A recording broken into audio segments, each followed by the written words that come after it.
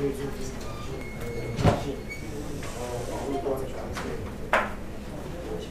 出这么好的宣传政策，后面的应用应该更多。这个我觉得很有投资价值，还有几只，这是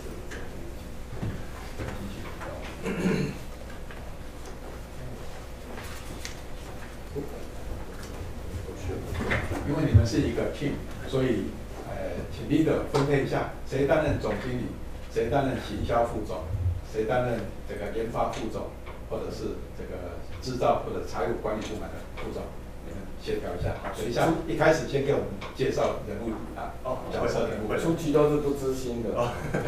那里面简报里面有。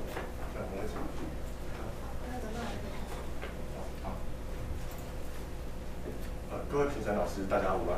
然后我是今天的提报人，我叫陈彦廷。我也是今天的提报人，也叫陈彦廷。那另外2位是叫李乔俊、黄耀廷，他们负责早上的产品简报。那接下来由我们开始提报。Relife 重视者幸福。我们可以看到这个数字，每年平均有4800多件海上事故在地球上发生。那光是在台湾呢？因为海难事故伤亡的人数高达了300多人，我们可以不禁会想说，那我们是不是需要一件更安全、更值得信赖的救生衣呢？因此，我们开始寻找问题点。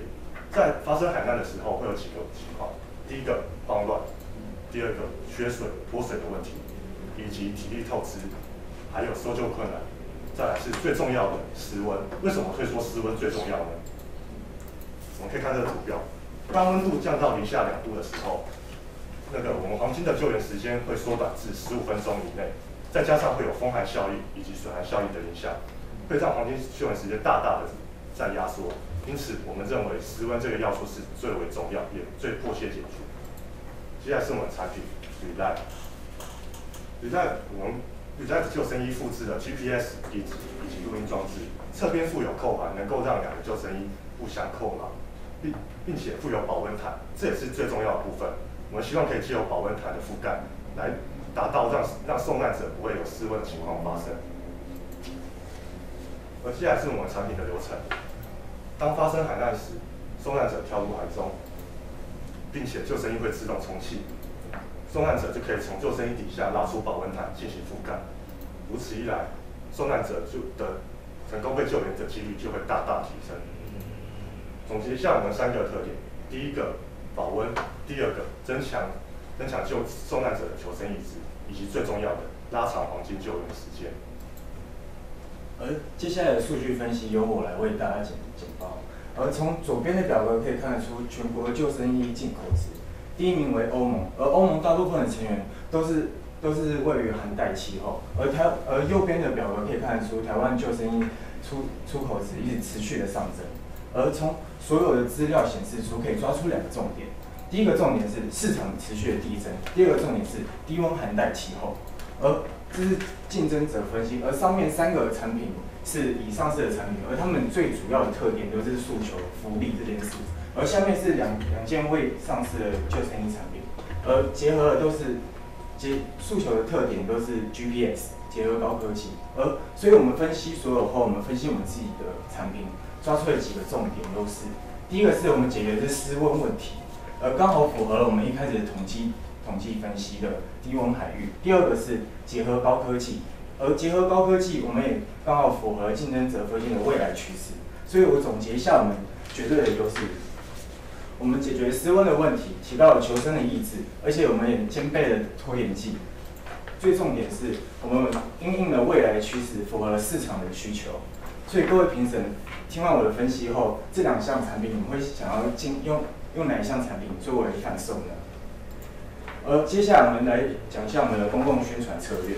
第一，我们的网络宣传会分为2种，第一个是 YouTube 的影片，第二个是 Facebook 的粉丝专页。而 YouTube 的影片我们会采用共鸣度较高的话题，例如铁达尼号。如果铁达尼号在那个时候发生的时候，有没有 Relife 这项产品的话，那可能结局就会不太一样。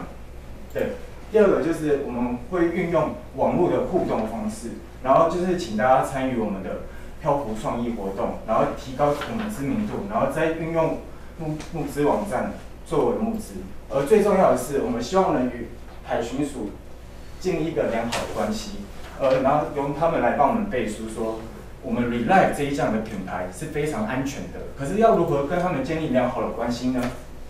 所以我们会提供我们的 Relife 的救生衣，在他们在演习的时候，让他们亲身体验经历 Relife 这项东西是非常安全的，然后是非常有保障的，然后因此达成共识。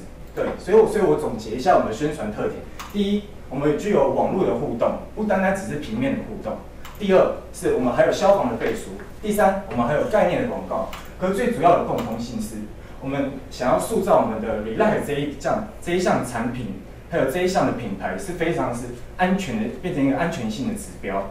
然后我们希望这些喜爱航海的业者或者是航海的人，看到这个 Relife 这个品牌的时候，会更加的放心，更加的安心。接下来公司创立的规划由我来讲解。我们可以看到这个图表跟贺图，我们的产品呢在研发的过程会落在7个月以内，7个月的期间会包含了产品设计、IC 设计以及机构设计等等，而预计在7个月后开始量产，1年内达到上市。产品的初步成本落在800元，而定价落在3600元。接下来是商业关系，商业关系我们分为2个部分，我们总公司会与船舶业者、旅游业者进行直接的洽谈，而各地的门市呢，我们会在港口设立各地门市，原因是因为这样可以直接服务一般需要购买的民众，而售后服务也会在这里进行。讲述一下我们草创时期的财务规划，我们预计会有48%的固定成本，这些包含了公司的水电费、薪资等等，而52%的变动成本包含了初期的行销以及业务费用，总计192万元。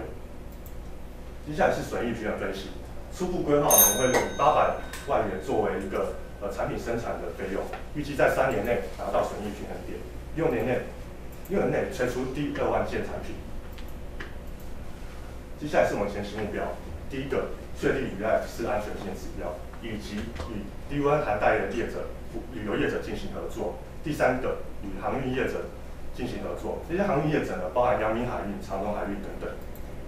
中期的目标呢，我们是希望可以将 Relife 推向国际，往低温寒带高纬度的地方进行销售。长期的目标则是参与 CES 消费性电子展，推出第2代产品与时俱进。总结一下，我们的产品3大诉求：防止失温、利用扣环增强求生意志，以及富有拖延剂解决脱水的问题。我们的产品符合未来趋势及市场需求，希望可以透过我们的产品，能不只是行销我们产品本身，也是塑造 Relife 这个品牌。更重要的是，希望可以透过我们产品，让大家重视海难的这个议题。谢谢大家。